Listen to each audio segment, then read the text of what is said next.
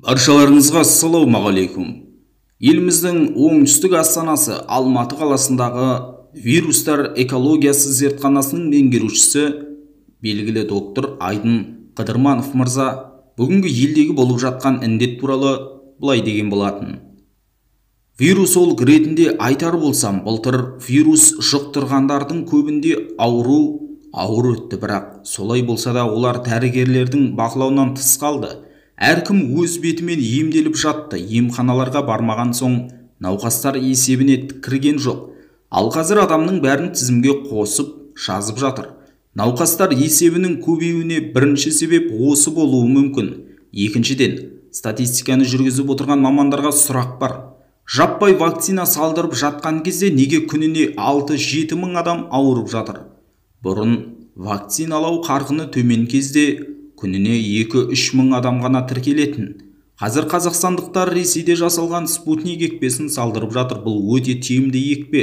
Қауіпсіздік жағынан күмән жоқ, бірақ оны бірінші компонентін салдырған адам ПТР тапсырса, нәтижесі кейде оң шығуы мүмкін. Яғни күн сайын тіркеліп жатқан науқастардың бір бөлігі солар болуы ықтимал. Спутник құрамында зияны жоқ вирустың гені бар. Ол коронавирустың әлсіретілген түрі. Бұл екпені салдырған адамның ағзасында коронавирусқа қарсы иммунитет қалыптастыру үшін керек. Күніне 7 мың адам вирус жұқтырса, соның 100-і қайтыс болады. Бұл науқастардың шамамен 1%-нан асады. Ал коронавирусты жұқтырғандардың өлімі 3%-ға дейін жетеді. Менің ойымша, өлім статистикасына енген адамдардың бәрі тікелей коронавирустан қайтыс болған жоқ. Бұрыннан басқа жер ауыратын, бірақ вирус жұқтырған соң ауруын асқындырып алғандар болады. Өлім-жітім есебіне қатысты талдау жоқ, бәлкім үлгермей жатқан шығар. Өйткені адам неден өлгенін білу үшін терең әрі кешенді тексеру қажет. Әдіспен марқұмның ағзасын зерттеп, содан кейін қорытынды жасауға болады. Коронавирустан басқа да аурулар бар ғой, бәрін коронавирусқа жауып жатқан сияқты.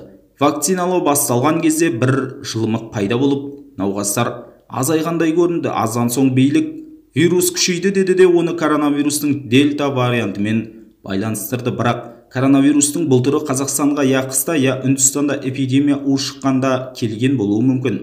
Бізде тек әлемнің басқа елдері үнді вариантымен күресуді бастаған кезде ғана хабарланды.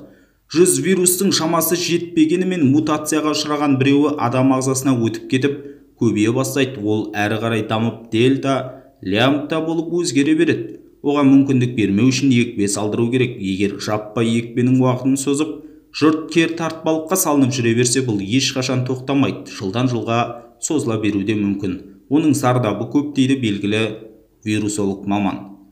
Ал сіз елдегі болып жатқан індетке, яғни індетпен күрес шараларына қандай баға берер едіңіз? Өз ойыңызды айтар, пікір ұсынысыңызды төмендегі комментарий бөліміне өтіп қалдырыңыз. Каналға жазылып, қолдау білдіруді ұмытпаңыз.